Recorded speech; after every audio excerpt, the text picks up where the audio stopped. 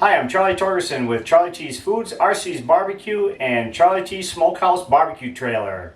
I also consult for restaurants, food and equipment manufacturers, and the Minnesota Pork Board. This video is designed to give you some tips and tricks on how to utilize Minnesota pork within your establishment. Hope you enjoy. Alright, let's start from this end. This is where the leg portion, the back leg, the fresh ham, was taken off. So this is your sirloin up to about right here.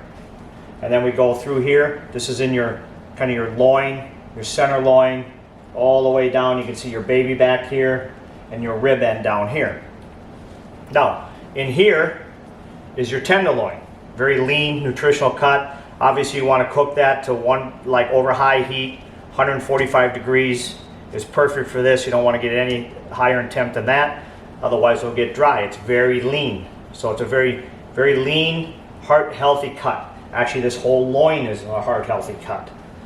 So if I was going to leave this tenderloin in and started right after that tailbone in here and started cutting chops, either single or doubles, that first section with a 1-inch tenderloin in it would be called a porterhouse, similar to the beef. And then here would be the T-bone.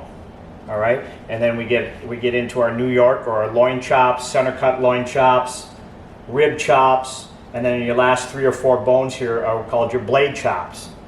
For our purposes today, I'm going to actually pull that tenderloin out just to show you. So what you want to do is you want to kind of get in there, just start up against that bone. You can feel the bone with your knife. And you can see that the thicker part is right here, just following that bone around. Okay, when I get to that point, I can actually come in and start just tearing it off with my hands because there's just a natural seam in there, so you don't cut any of the meat. You can see I just pulled that off, natural seam right there. So now I'm going to come back in here and get that rest of that off of there. Just roll that right off.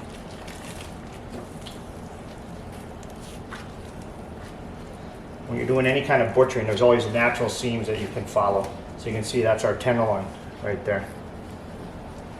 All right, gonna clean some of this up. All right, so now we want to find our sirloin. So again, here's your tailbone. That comes off, that's where the tail would be. All right, I'm gonna go in to about right here and find that gap. And I'm gonna come down. Again, you can use a saw here too, if it works for you. Then I'm just going to kind of twist it up and away from each other, and then I'm going to get back in there. And that's your sirloin. So you could bone this out and tie it and roll it and make a nice sirloin roast. All right. And you can see that this actually is a nice pork loin. It's got some beautiful marbling in there. All right, so now on this end, I'm going to move these cuts all the way down, out of the way. We're keeping some of our trim.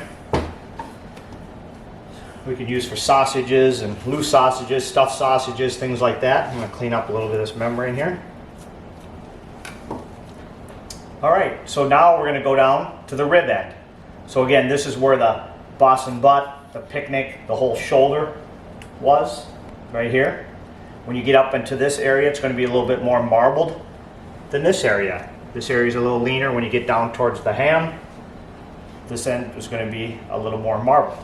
So we're going to come in here and score. We're going to take this rib roast off. Just going to score here, and get our saw going here. Okay.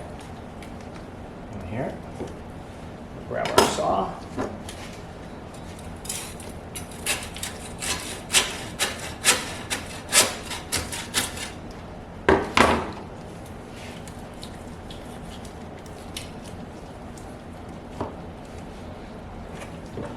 And you can see, compared to that end, a lot more marbling, two-tone meat in that area. And again, we could just cut these into blade chops or take out all the bones, roll it, tie it, nice little roast. Little feather bone is sticking out of there. So here, what I just took off, which I didn't show you, these are our loin backs, or marketing term, baby backs right here. So when you're cutting chops, that's your, obviously your pork chop is your loin backs. So now I'm just going to cut some 2-bone chops. And I'm going to score first.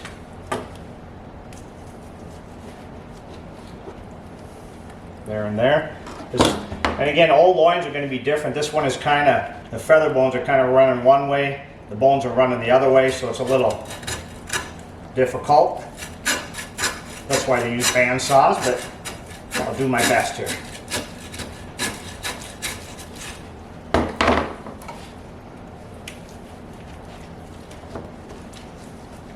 A nice chop there. And again, tough to do when you got that big chine bone on. Usually that chine bone's gone with a bandsaw, but if you're just taking this like that, there's nothing wrong with that. That keeps that moisture in with that nice chamber. You can see all that beautiful marbling. So that's one of your rib chops because it has that extra little nice pH type cap like on a ribeye, like a beef ribeye, same thing. All right.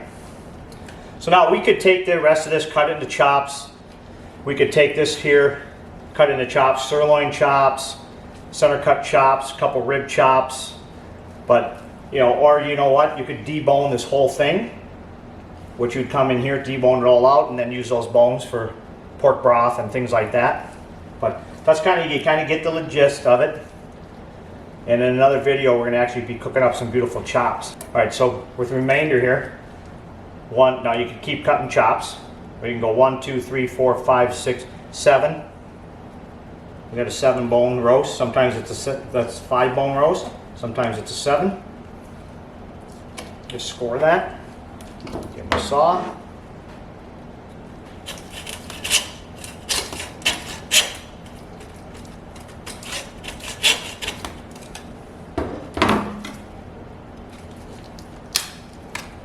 Sometimes you can just do that. Muster off. Now we could take this. Again, you could take that little end piece, make a nice little roast out of it. We could take this, pull the membrane off, French it, come here, take that and French it, tie it, roll it.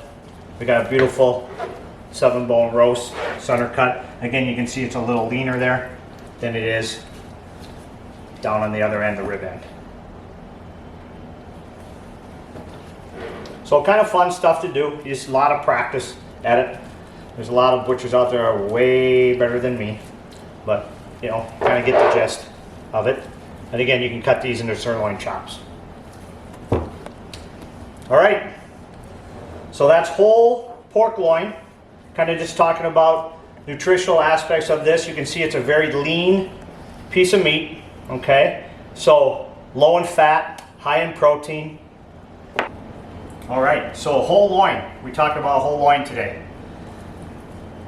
Very lean. The whole thing is very lean. Obviously, when you get down to the shoulder end, it gets a little bit more marbled, but still nice fat, high in protein, heart healthy. Again, this piece of meat, high heat. This piece of pork tenderloin, high heat, 145 degrees. This whole section, you're cooking pretty much to 145 degrees. Not pretty much, you are. That'll be nice rosy pink. Again, we got a nice center cut roast here. You could bone the whole thing up, tie it and roll it if you don't want to deal with the bones. You got your sirloin here, got a nice chop here. We could cut the rest of these here into chops too.